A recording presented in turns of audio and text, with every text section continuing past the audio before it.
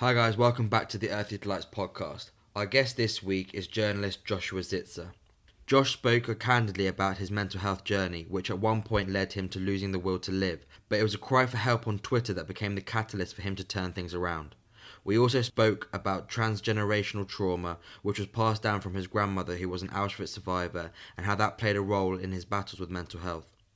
We spoke to Josh about anti Semitism and why it's a more accepted form of racism and how he has become numb to the abuse. It was great to see Joshua's journey has gone full circle, and I hope this conversation offers some humble inspiration to anyone who may be suffering now. Without further ado, here is Joshua Zitzer. Josh, welcome to the Earthly Delights podcast. Pleasure to have you. What's the crack? How are we doing? We're doing all right, thanks. How are you today? Not too bad. I'm looking forward to this conversation. I was saying before the podcast that it feels on my end anyway like a long time in the waiting. Rosie, our friend, shout out to Rosie, hooked us up. But yeah, she's kind of mentioned you and put you out in the ether, but then didn't give me your contact details for a while. So I'm glad we're finally getting to have this conversation. But yeah, thanks for asking. Thanks, Rosie. Hey, Rosie. um, Well, first and foremost, before we get started on anything, I wonder, could you just give us a bit of a background about yourself, who you are, what you do, just for anyone who's not really familiar? Sure. So I am a journalist based in London. I mainly work on politics, news, current affairs, that sort of thing. But I also have an interest in mental health and anti-Semitism. Those are my two other areas I really focus on. And I'm really looking forward to having our conversation today. Beautiful stuff. For people who don't know, we'll put the links in the show notes. But you wrote for last year's Suicide Awareness Day. You wrote an article, kind of detailing your own experience with suicidal thoughts and how Twitter actually became like your salvation, as opposed to what many would think of as it being a real terrible place for mental health. Could you just kind of in almost summarize that the article that you wrote is just and tell us a bit about your situation and your experience with it?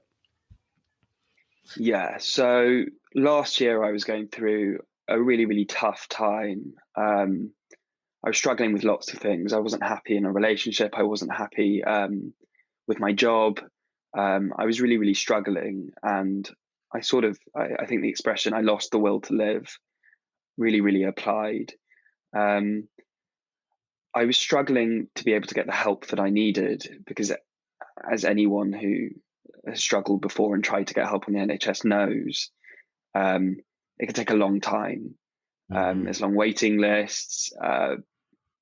People often try and delay getting back to you and delay helping you and offering you what you need. So I was really, really struggling, and I sort of was kind of desperate for help. And one night when I was particularly desperate, I I made a cry for help on Twitter, asking if anybody could help me find the support I needed, be that, a therapist I could speak to or a shoulder to cry on. I wasn't really sure what I was looking for. Um, I put the tweet out, which I thought I'm going to regret. People are going to think I'm weird for doing this. It's such a stigmatized topic. It's going to make people feel uncomfortable. But I was actually overwhelmed by the positive response I got. Almost instantly, I had people in my DMs saying, "Give me a ring. Um, I know this person who might be able to help you. Have you tried this helpline?" And that was sort of the start of my journey to getting better, from having been in quite a desperate and dark place. Um, People on Twitter were able to sort of lead me in the right direction to get the support I needed. Mm. Am I right in thinking that these weren't necessarily all of your friends? Like some of these were quote unquote random followers and people you'd never actually met. Yeah, absolutely. Some of them were people I'd maybe only had a couple of interactions with on Twitter in the past, um, who reached out and sort of, you know, offered their friendship. And some of them now I've actually become real life friends with. I've met up for a drink with and have built a bond with. So that was, from quite a dark place, that was quite a hopeful and happy thing to come out of it. Josh, you mentioned that you weren't sure on what you were looking for when you reached out on Twitter. Do you have a better idea now of what you were looking for? So I think there's a distinction with some people when it comes to sort of wanting to take their own life. There are some people who do want to take their own life, and there are others who have simply lost the will to live and can't foresee getting on to the next day. I think I was in sort of the second situation, in the sense that I didn't want to take my life, but I couldn't see how I could go on.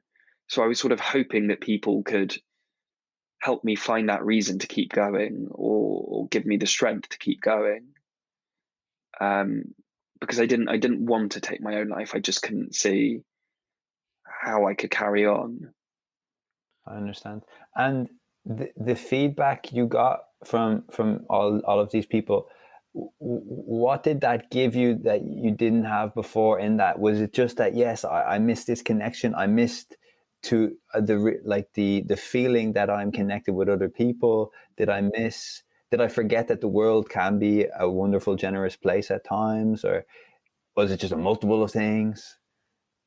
I think it was a mix of things. I think it gave me sort of, like you said, sort of a more hopeful sort of perspective of what the world can be like. Mm-hmm. I think practically, it meant I was put in touch with a really, really helpful helpline, who I spoke to pretty much daily during my recovery, which, was a lifesaver, literally.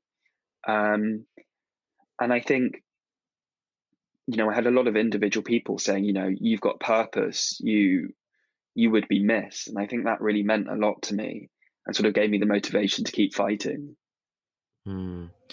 Josh, one of I suppose, the obvious questions would be why did it take going to Twitter? Why weren't you or able to open up to friends or family? Why did it lead to Twitter?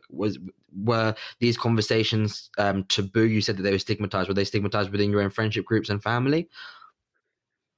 So I was able to speak to my parents about it, and my parents were sort of on my journey with me of trying to get help on the NHS, but Right.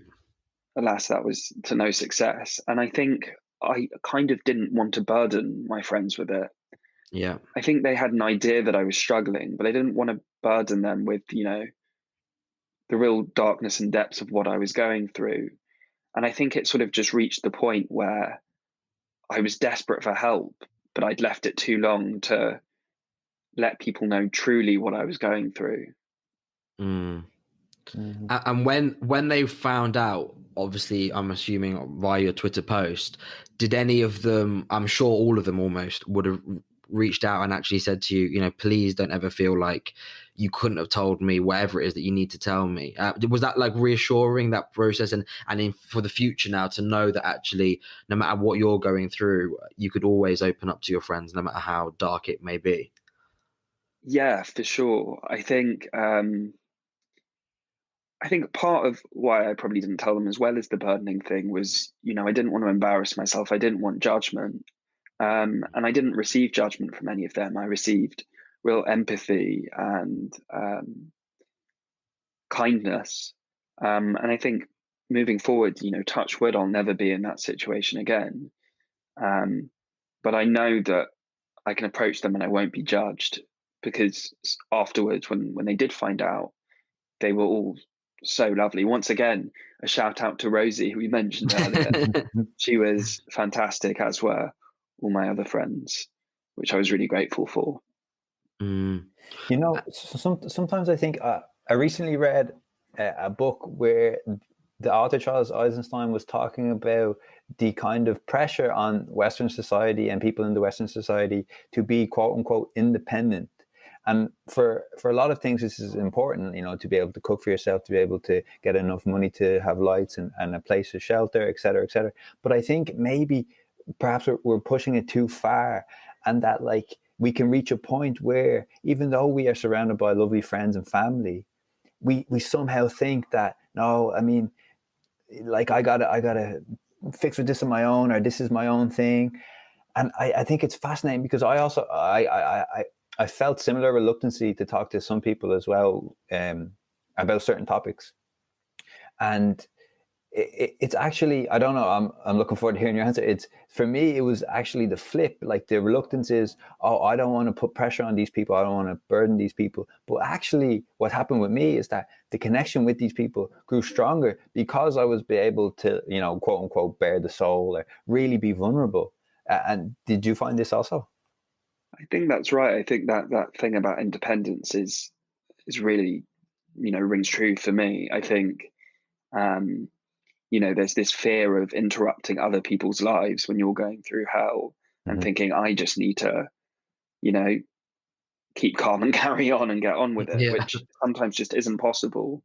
And I think you're right. I think once I was able to open up and sort of, you know, the elephant in the room was no longer there, we could talk openly about it. It did create a stronger bond, and those bonds are important in life. I think it's really interesting because we're three guys here, and we've all at some stage had a reluctancy to open up to certain people, and you know, I think that's reflected in the fact that you see, I think men are 1.8 more times likely to take their own life than women. And you know, it's not to say that women don't suffer with mental health, of course, with mental health problems, of course they do, but I think generally speaking, they're much more willing to just talk about things, and on the opposite end, they're much more willing to listen as well. And as guys, like you said, this whole idea of burdening someone else with our problems is a real thing. I mean, I myself, with my own girlfriend, she knows me better than anyone, and I didn't want to tell her some of the darkest things because I didn't want her to know on a daily level how I was feeling, because like you said, burdening her. Then the minute I opened up, this is a girl who's gone through therapy, studied therapy, couldn't be better placed to help me, and is my girlfriend, just to add another level to it. And once I opened up, I realized what an idiot I was for thinking that way, but I understood why I did think that way. The one thing that I found when I opened up to people was, we spoke about the bond, but specifically the brotherhood that I kind of forged or strengthened, should I say, with like my male mates, was something that I really, really valued, because I already knew that, like, my girlfriends, Rosie, again, another shout out, people like that, I could talk to them quite easily, and I knew that they would always be there to listen. That was never a doubt in my mind. But with the lads, there was always this thing of like, we've never, like, no one has ever said anything about anyone's personal life in that sense. Even though, like, some of my mates have had divorced parents or whatever it may be, none of us have really ever, we've only ever kind of given the vague, oh, well, my parents are divorcing or whatever it may be, but they've never gone into details. And I was like, I don't want to be the first one. And then once I started doing that, I realized that they would open up to me as well in the same conversation. And then it's just created a real brotherhood where I feel like these guys now are there for life, and there's nothing that I wouldn't help them with or they wouldn't help me with. And I wondered, like, did you see that difference, especially with like your male friends, when you kind of opened up? Yeah, I definitely did. I think once I'd opened up, I had, you know, male friends come up to me being like, thank you for talking about it. I've been looking for somebody to talk to about it. And then, you know, would open up to me, I'd open up to them more. And like you said, you build this really strong brotherhood, this really strong connection. And I think it's important for men to talk about it with each other, because we share the same insecurities about opening Yeah. up, be it burdening others, be it, you know, looking weak or emotional, and those fears.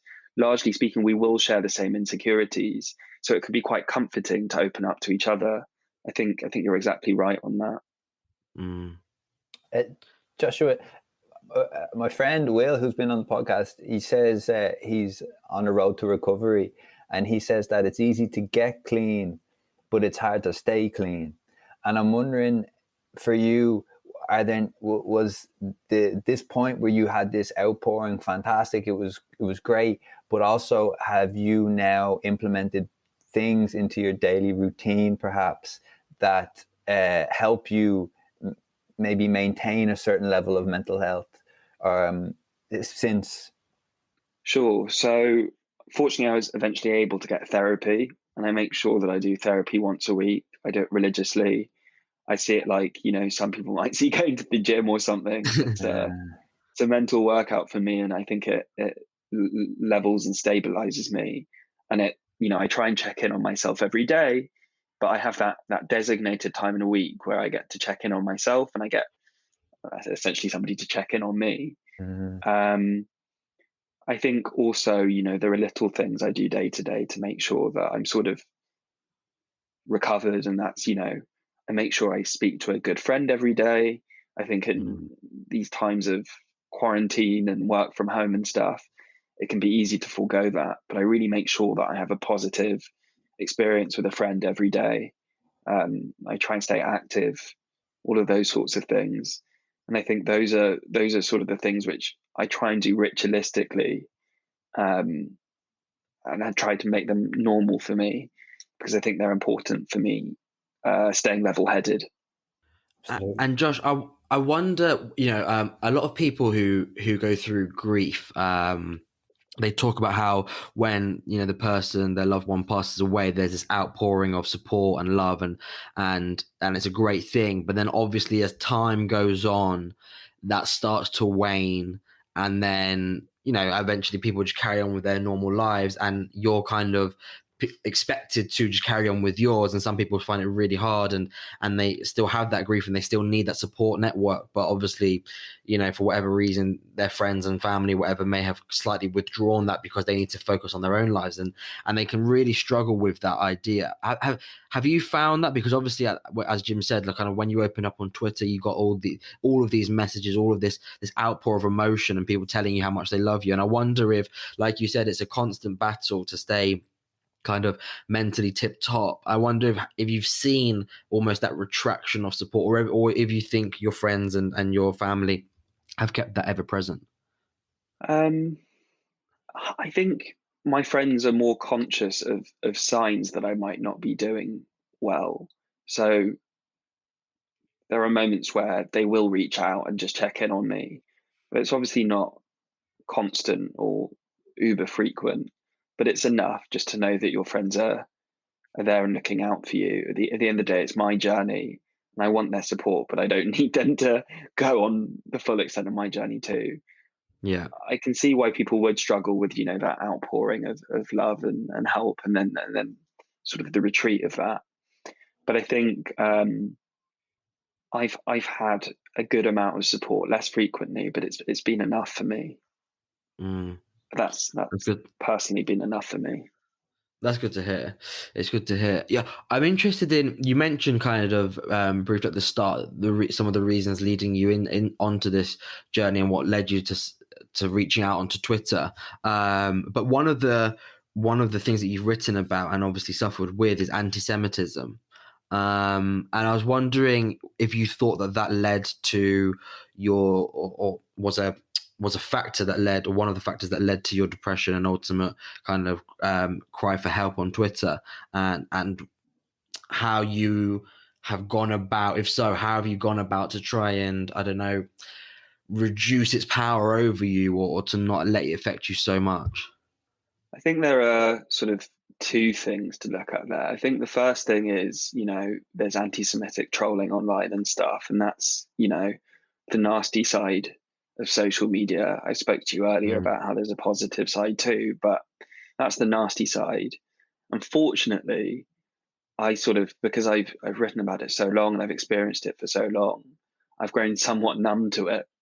And that doesn't massively affect my mental health. Obviously, it doesn't make me feel good, but I'm able to sort of stay on top of it and be rational and respond in sort of a fairly rational way.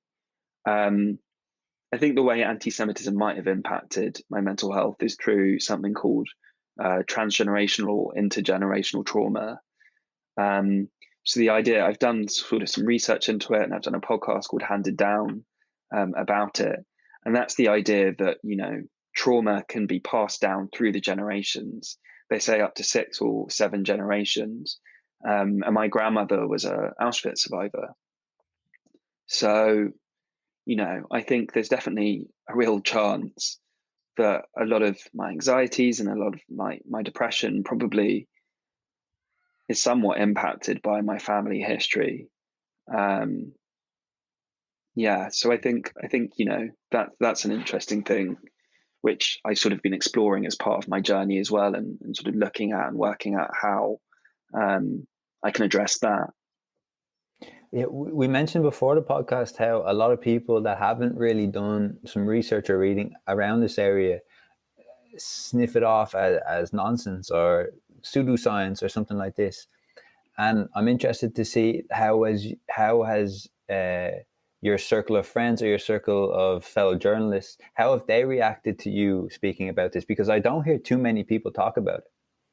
Yeah, I think my friends have actually been responsive and eager to learn about it. I think, there are two strands of it. There's the idea that sort of trauma is inherited through behaviors and observing the anxieties and the neuroticism of the generation above, that normalizes that for you, and then you have those.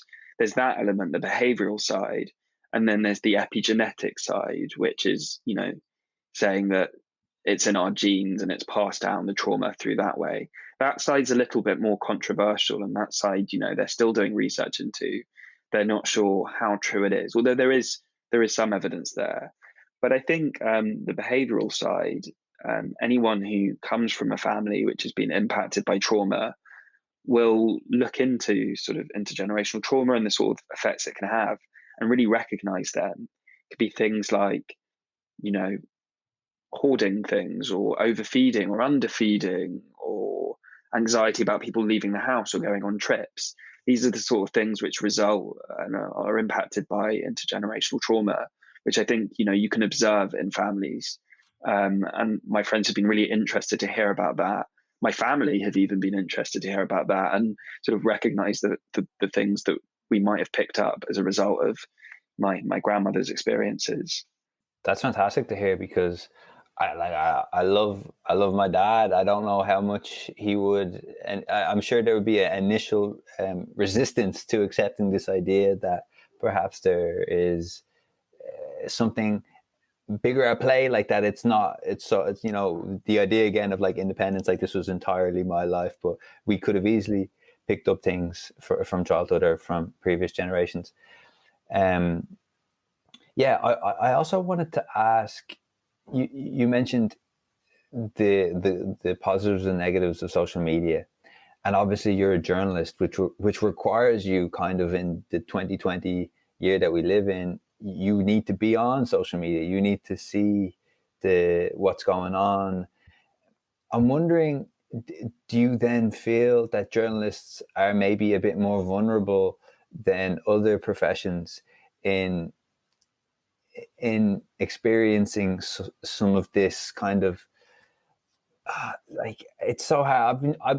For a while I've been trying to come up with some sort of a word to describe the kind of dreariness slash like pessimism slash tiredness of just an average 20-minute scroll to the Twitter feed. And yeah, I'm very interested to hear about the journalist perspective, because it's your job. You have to be there, and so I'm sure that requires you to be on there more than the average person. Yeah, I'd love to hear about that. Yeah, yeah, you're right. I spend my life on social media, um, mainly for my job, but also just because I'm addicted, I think. Um, yeah, there is. I mean, I think as a journalist, you're often looking for quite sort of heartbreaking things on social media, and you're often exposed to quite traumatic things. And I think sometimes it can be hard at the end of the day to sort of step back and be like, gosh, I've really had a rough day of, looking at shootings and protests and death and destruction. Um, and I think that can be, yeah, no, that can be distressing, and that can be difficult. And I think you have to be kind to yourself after a day of work. Um, I think also, as a journalist, you're likely to get abuse from other people on social media. That sort of is part and parcel of the job. Um, and I think whilst you grow and get used to it, it's never nice, and it impacts your day. And I think a lot of journalists sort of just, suck it up, take it on the chin, and think it's part of the job. But I think there is a lot of importance to recognizing that not normal, and it can be harmful. And you need to give yourself a chance at the end of the day to log off social media and to tune in with yourself and be kind to yourself. I don't think many journalists do. And I think from my experience, there's quite a few mental health challenges in the industry because journalists aren't being supported and are dealing with quite traumatic issues. This is another thing about the journalist profession, is that it's very often like contract work or somewhat independent, where it's not like you have security, like this is my income for the next 6 months or 12 months, which again must add to the burden or the difficulty to maintain some sort of, yeah, totally. I'm wondering if you're a member of some sort of like a journalist group where you guys can check in with each other. Because sorry, we just had an interview with Umar from Dope Black Dads, and he said how reassuring and reaffirming it was to be in a group around people in a similar position to you, and you can express how you feel, and they go, yeah, I'm feeling you today, or let's meet up and let's have a chat about it, because I think we all need something like that. So, I mean, I wish there was a group for journalists to discuss our mental health openly and all give each other hugs when we needed one. I mean, that would be great. As far as I'm aware, they don't exist. But I did a master's in journalism. And I'm in a WhatsApp group with some of my good friends from that, and we sort of all check in on each other and sort of discuss our qualms with the industry and our daily challenges. There are wider freelance. I'm freelancing at the moment as a journalist. Like you were saying, there's job insecurity and exploitation from various publications, and it can be a tough job. And there are plenty of freelance groups where people do occasionally open up about their difficulties and their struggles and their emotions. But I think often these groups have 50, 60, 70 odd people. So it might be a little intimidating to do that. Yeah. And Josh, you mentioned how obviously with the job, it's part of the job to kind of look at distressing material almost all day long, obviously depending on what you're writing about. But you also touched on the fact that obviously you get comments, and I think nowadays, especially where everyone, because back in the day you could write something in a newspaper and then you could go about your life kind of anonymously, and there was no one, unless they really wanted to write a letter in and send it to the publication, you weren't really going to get much vitriol in return. But nowadays it feels like with the click of a button we can send whatever we want to send, and we touched on anti-Semitism, but I didn't want to let this pass. Why do you think we as a society find anti-Semitic abuse more accepted? And I put that in quote marks for people who can't see, but we all understand that racism is a terrible thing. The BLM movement has been a wonderful movement, and hopefully it produces real change.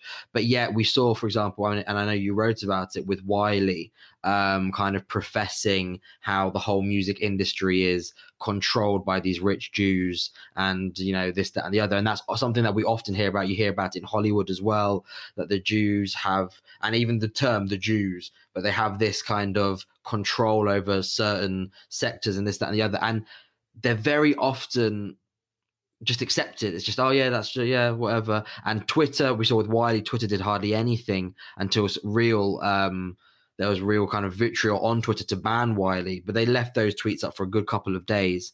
Why is it more accepted? Why do you think that we don't find it so offensive?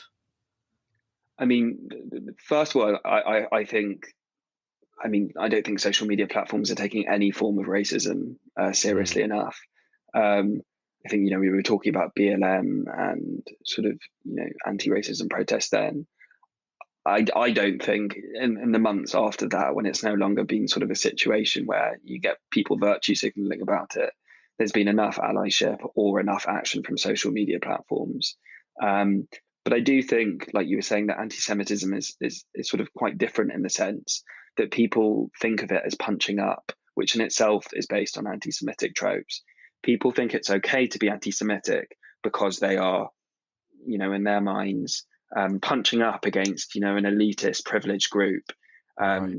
But of course, that relies upon an anti-Semitic trope itself that all Jews are powerful and rich, which isn't the truth. There are plenty of Jews who are not. There are plenty of Jews who are. There are plenty of Jews who are not white, who experience intersectional because of intersectionality, experience other forms of prejudice too. But I think people think it's acceptable because they think they're punching up at this group, which, as I said, relies on anti-Semitic tropes and relies on a fundamental misunderstanding of who Jews are. Mm. You spoke about your grandmother who was an Auschwitz survivor, and I've been to Auschwitz, and I mean it is harrowing. I think I feel like everyone should go there at some point. Because it really doesn't matter how many books you read about World War II or anything, or how knowledgeable you are about it, until you go there and you see the scratch marks on the wall and the boxes of hair and shoes and the luggage with people's names on it and everything else. You can't really imagine what people have gone through. That said, one thing that I've always found really bewildering, I think, is when you see people who go to Auschwitz, or when they go to when they go to Berlin, and there's that, I forget what it's called now, but there's that center in the center of Berlin where they have all the pillars for commemoration of all the people who died. And you see people taking pictures, but not pictures in the sense of like, oh, I'm going to take a picture of Auschwitz so I can remember the tower or the train track, but taking pictures of them smiling at the event, it kind of signs in front of it. Yeah, exactly. And it bewilders me because I'm like, do you not understand where you are and how? I know selfies. I'm not one for selfies, but they've overtaken the world. But how in this particular circumstance, I mean, this is so clearly so wrong because you're literally standing in a place where millions of people have died. And what I can't understand is that it's so close in reality. Like you said, your grandmother. I mean, we're not talking of something that happened thousands of years ago, and there's atrocities throughout humanity. We are talking about people who we could have spoken to, if we were lucky enough to meet some of these survivors. Why don't we take it? I feel like we kind of dismiss the Jewish suffering. And you kind of mentioned it briefly there about the white thing. One of my suspicions is that because Jewish people can kind of they're not so obvious to tell. There's not an obvious physical difference. I think sometimes we kind of feel like, there's not really suffering. Whereas with black people, we can talk about slavery and you can see a black person, you can obviously go, oh, there they are. But then with white people, it kind of assimilates in and we kind of just dismiss the suffering. Why do you think that is? Oh, that's I don't know. I think, but I think it's. I'm always keen to sort of make the point that not all Jews are white. Yes, and there is a history of making Jews appear not white. So, I mean, you can see me now on video. mm-hmm. I'm definitely white presenting. I have blue eyes. I have light brown hair. I look white. But a lot of Jews use the word white passing because there is a history of othering Jews as non-white. So if you look at someone sort of like Disraeli, the first Jewish prime minister, he was referred to as Oriental, as black even. And, our ethnicity has always been used against us. We've always, had us being separate from white people because, we've been othered as an ethnic minority and persecuted for that. So there's that. And then there's also the fact that, you have Jews from North Africa, you have Jews from the Middle East, you have Jews from all over who aren't white, even white presenting. So I think that complicates things a little bit. But I think when it comes down to people not sort of recognizing the suffering, I think it's just people don't realize how close it is because they learn about it in a history book and it's just another page of their history book. I think, the people who have been fortunate enough to meet survivors, be that, family, friends, or through a talk at their school, suddenly realize the proximity of it and, how it could happen again at some point. So I think while survivors are still alive, it's so important for people to meet them or like you said, go to places like Auschwitz to realize that my grandma only passed away a couple of years ago. Some of her friends who survived Auschwitz are still around. And I think a conversation with them can make it stand out from just being a page in the history book and can make you realize that, the suffering was recent and the suffering to some extent is still going on. You spoke about how with the intergenerational trauma, how actually some of the people who were most interested in it were actually your own family. I wonder, have you ever had, I'm sure you must have, conversations with them, your parents, cousins, aunties, uncles, and what have they kind of retrospectively, now that they know about it, gone, oh yeah, that happens. That's always happened. I just thought it was like a family thing, or I just thought that's what I do. But now I understand that is because of my grandma, or whatever it may have been. Oh, I mean, absolutely. We've had those conversations, and sometimes they're quite funny, and sometimes they're quite alarming. Mm. But I think there are little ones we've recognised. So I remember when I was doing my research into intergenerational and transgenerational trauma, um, I went to the Holocaust Survivors Centre in Hendon, which is a centre where those who are still surviving the Holocaust, also second generation survivors, can meet and eat meals and listen to music and all sorts of lovely things like that. And one of the people who worked there said that they always have a bread bowl out because they noticed that the survivors were, taking bread and stuffing it in their bags. They were sort of like hoarding food. Um, Mm. and what was even more interesting about that was that their children were doing that as well. And their grandchildren were as well. They always thought, if you go to a hotel and, you've got an all you can eat breakfast, put a few pastries away in your bag for safekeeping. It was something which sort of developed in the camps and became so normalized that the kids and the grandkids sort of picked up these habits. Um, and then you look at now, sort of when we were going into lockdown, I was speaking to a few therapists who work with survivors the other day, and they were saying, people were hoarding, people were going to Tesco's and buying 4 bottles of oil and 10 things of toilet roll and stuff, because it was this anxiety about not being able to predict what could happen tomorrow, or having everything taken away from you, this underlying neurosis and anxiety that had sort of manifested itself a generation or 2 or 3 down the line, and was worse, and particularly at a time when I suppose a lot of people were being advised not to, but were still you know, hoarding and preparing for an uncertain and unpredictable future. Did you recognize any of the traits in yourself? You said you go through therapy, and obviously you've done a lot of research into it. Did you, by talking to people, kind of realize, oh, this is a thing that I thought as Josh Zitser, it was kind of just inherent part of me, but now I realize that subconsciously it's actually been passed down through the generations, and then therefore maybe even tried to work to stop that? Or Yeah, so I used to suffer really badly with panic attacks.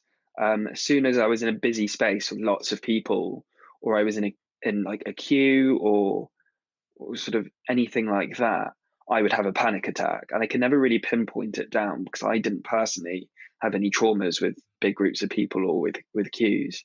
Um, until after my project, I spoke to my mum about it, and she said, "Oh yeah, I get that too." And I realized growing up, I'd seen that with her. And then my grandma had also experienced that too, and my brother. And it was something that we all sort of experienced. And when we sort of realized, oh, perhaps that's something that was passed down because we're all going through it, it became quite obvious. And I think with my therapist, I worked through that and tried to sort of you know work out why that might be happening. Perhaps it was inherited, but what could I do to sort of calm myself in those situations? um, and that was interesting to recognize sort of this mental health challenge that was in 3 generations of my family. Very interesting. Are you familiar with the work of Gabor Mate? You're gonna have to remind me. I think you'll love this guy. He talks extensively about trauma, and he had a podcast just before or just after the lockdown, and he was talking about how if for people who are experiencing some sort of like a panic attack or some sort of anxiety, or they feel some sort of strong insecurity as a result of the lockdown, that this was actually always present within you. It just wasn't such a triggering occurrence beforehand. Triggering, And yeah. yeah. And you wonder, like, maybe, do you think subconsciously you try to stay away from these potential triggers? Yeah, I think so. I think everyone is. I mean, there'll be very few people who haven't had sort of any mental health challenges they had beforehand worsen during this period, because, like you say, there are just so many more triggers, and there's so much uncertainty and anxiety in the air. and no real definitive answer as to when it will end. No. So I think, yeah, I certainly noticed things in myself during lockdown that I was like, right, I didn't realize I was that bad with this sort of thing, which I'm sure you could probably both relate to as well. Totally. Yeah, for sure. Totally. I think it's been a moment to reset for pretty much the whole world, I think, and to do have a point of reflection. I wonder, we're talking about intergenerational trauma, but one obvious thing that stands out to me when you talk about your grandmother and then you talk about your own story is that the essence of being a survivor. And I wonder if you think that inherent inner strength that obviously your grandmother had to go through one of the most horrific ordeals in human history, if that is almost has been passed down, just like you were talking about the intergenerational traumas, and whether you think the fact that you survived your own personal ordeal has something to do with this inner strength that obviously runs through your family. I mean, very possibly. I think, my grandma was the most resilient woman I've ever met in my life, and probably would be the most resilient person most people had met to survive what she survived and then live a relatively normal life and bring up, a happy, successful family. It's pretty astonishing. And I suppose I've always had her as sort of somebody I've looked up to. And perhaps, I have inherited some of that resilience, obviously in situations which are totally incomparable. But yeah, I think you do feel a guilt as sort of the grandchild of survivors as well, that, what you're going through isn't as bad as what she went through. So you have no right to complain. So when things do get bad, you feel a bit sort of like a spoiled brat.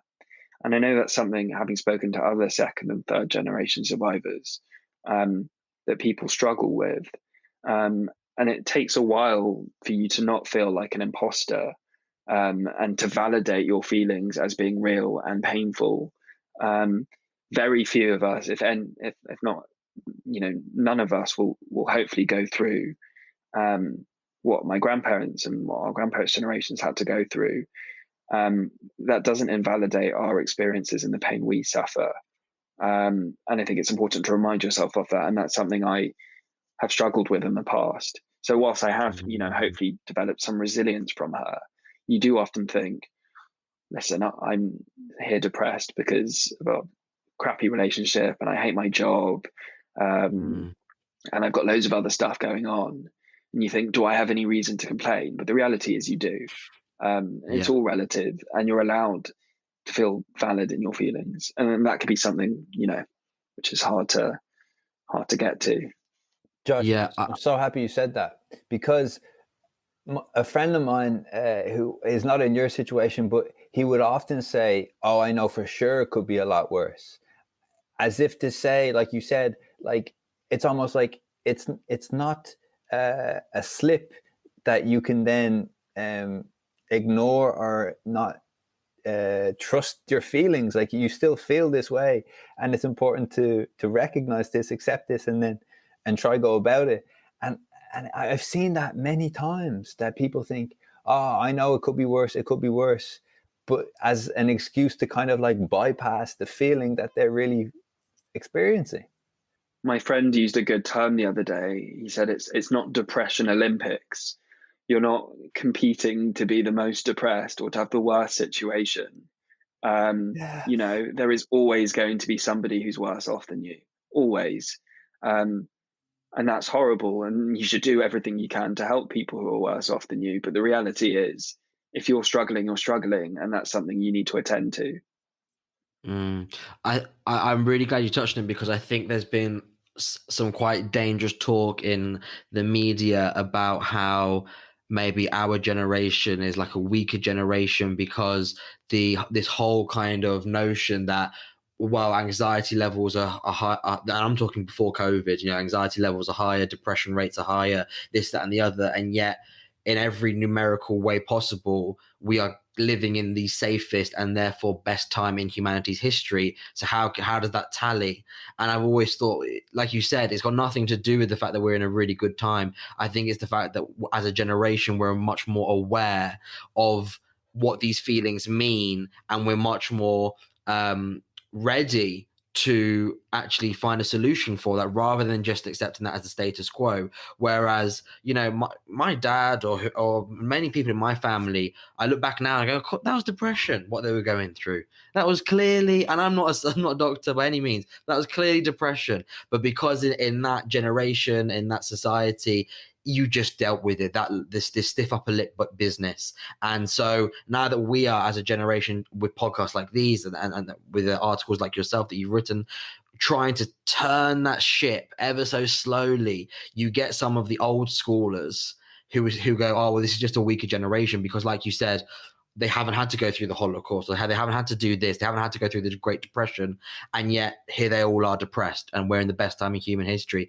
And to that point that you made, is that it isn't Depression Olympics. We all, if you're not struggling, that is a beautiful thing, and rejoice in that fact. But if you are struggling, even if it's for what you would think of as a silly little thing, like Jim said, you have to accept it, because otherwise, if you don't accept it, you can't even begin to work through it, right? And what you've done by reaching out on Twitter and all of this, despite your own family history, which, let's be honest, your family history is probably a lot more traumatic than most of ours. You actually had, I would say, the courage to reach out on Twitter and to accept that you're feeling this way in 2020 or 2019. And the fact that your grandmother went through Auschwitz, that's neither here nor there. Do you know what I mean? It doesn't lessen your own experience. And I think that's something that we should really try to get across to people listening, that you should just forget about comparing people and other people's stories, because like you said, there will always be someone worse off, which will then make you feel like a spoiled brat. It's happened to me before. I'm complaining and I'm going, what am I complaining about? Look at my life. But then I was like, yeah, but I still, even though I have these comparisons and I know people who are worse off than me, that doesn't make me feel better. It actually just makes me feel even more depressed, I think for sure. And I think, depression and other mental health issues are indiscriminate. They don't think, oh, well, you live in a nice house and 2.5 kids and a dog, and I'm not going to come knocking on your door. It can happen to anyone. And I actually, I had an experience a few years ago where I'm very, very unfortunately, I lost a good friend to suicide, and the Daily Mail decided to cover it. And the Mail made the whole article about, she was privately educated and her house was worth this much and her father earned this much. The whole point of the article being, look at how privileged she was. How could she possibly have been struggling? And you see that a lot in the media, not across the board. And I think it is getting better. But a lot of people find it hard to think, how could somebody who's in an economically privileged situation struggle? And those two things have nothing to do with each other. Yes, if you're economically privileged, you might have access to better, therapy or healthcare, which might help you down the line. But it's not going to affect whether you do or do not become depressed.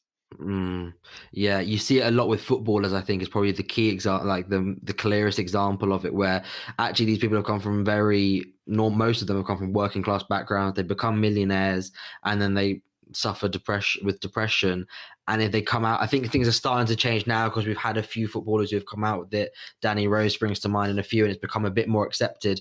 But the initial response, if you go on Twitter, for example, and you read some of the comments, which I try never to do, but if you do happen to click on and then scroll down and read the comments, they're all like, how could you be depressed? You're a multimillionaire. Or I wish I was depressed, earning 300 grand a week, and this, that, and the other. And it's like, if only, I mean, we've spoken to, I call him our Rafiki, Adam Starr, he's a Buddhist teacher, and we were talking about the ideals of success and what that means. And I think in the Western culture, we still look at success as financial gain. So for example, we would class someone as Danny Rose, for example, as successful because he earns however much he earns a week.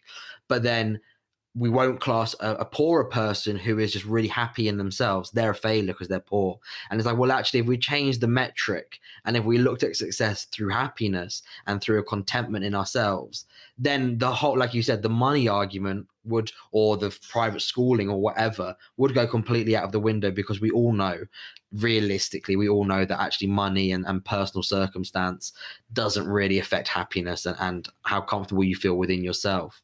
But yeah, I also think it dehumanizes mental health. I mean, this idea that, oh, this person has depression, but we need to pretext this depression with her schooling or her social status or the things she has. It's like, no, just look at this at a human level. This is another human experiencing depression. Why do we need these other things? You know? Yeah, you're right. Do you, I mean, you've gone through it with your friend, and you were close to, well, you said you didn't have the will to live anymore.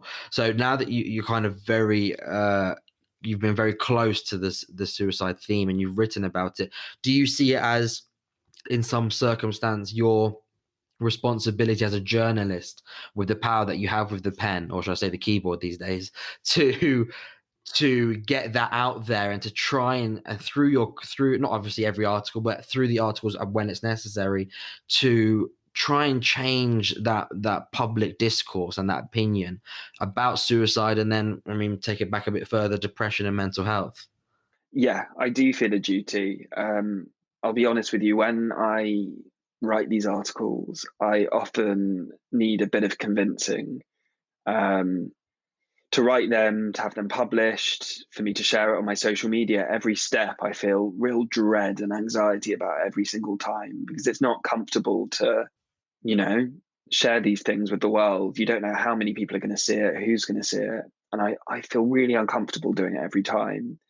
And I build it up to be this sort of, unbearable experience. And then it's never as bad as I expect. And I always get messages after from people saying, thank you, I've struggled with this. I'm glad that you're talking about it, which make it all worthwhile. So I think if I do have, a platform of any sort, I would like to use it to be able to sort of break that stigma a little bit.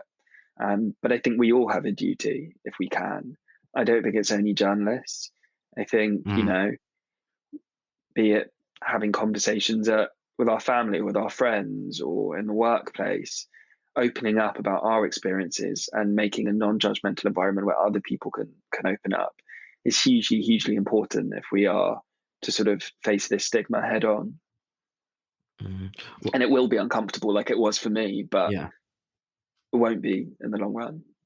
Yeah. Well, with that said, I'd like to thank you, I mean, for sharing your experience on this podcast, because I'm sure there must have been, kind of revisiting some parts of your own journey, must have been uncomfortable, but like you said, needed. And it's the duty of all of us. And that's why Jim and I have these conversations, because whilst we're not journalists, I think that you said it's the duty of every member of society to try and be a bit more empathetic.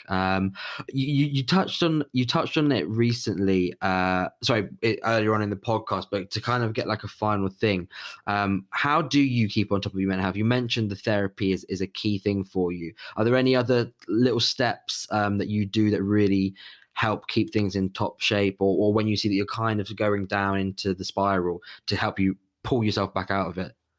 I'm going to sound so LA hippy dippy, but it's, We're all things like for it. meditation and exercise and healthy eating. Those things are all good. Certainly does no harm. But I think it's about connecting to some of, those pleasures you have that are sort of more deep and meaningful. So be that reading or playing with your animals and pets, or, volunteering, whatever. If there's something that really fills you with joy and with meaning, then do that as often as you can. I try and volunteer because I think that makes me feel good about myself, and it makes me realize that, I've got a purpose and I'm helping other people. I try and exercise, although it's going to be hard when it starts getting dark and cold. Yeah. I try and eat healthily. I try and meditate and do mindfulness exercises. And like I said, I try and talk to friends and have positive interactions with them as often as I can, because I think it's really important to remind yourself that you're not alone, and you are part of a community of some sort, and you can sort of create that community if you like. Thanks for that, Josh. And just before we leave you, for anyone who may be sort of feeling like you felt before, not really having a will to live, and maybe they don't have as big of a following as you on social media. Is there anything that you would say to them? Keep going. It might sound now, or might feel to you now like there's, things aren't going to get better and your life is always going to be this dark. It won't be. Things will get easier. This doesn't last forever. I remember feeling like there was no end to the pain I was going through. And I'm sitting here now on the other end. And of course, I have rough days here and there, but they don't last. That's not the norm. And you will have great days, and you'll have days filled with joy, and you'll have meaning and purpose. And it's just worth it to keep going and keep fighting. I think that's what I would say. Yeah, that's beautiful, especially given it's kind of full circle, right? From where you've come from to say that now. I think anyone who's listening to that and maybe, like Jim says, in the position where they haven't got a will to live, to see that full circle is really inspirational. For someone who's listening to this and thinks, I want to know more about this Josh fella, where can they follow you on Twitter? Because I know you've got a good Twitter feed. You share obviously your articles, which are great, but you also share a few funny tweets as well. Maybe there's a bit of a budding comedian under that journalist personality there. Yeah, so if you talk about mental health and crappy memes, you can follow me on Twitter at Mr. Josh Z.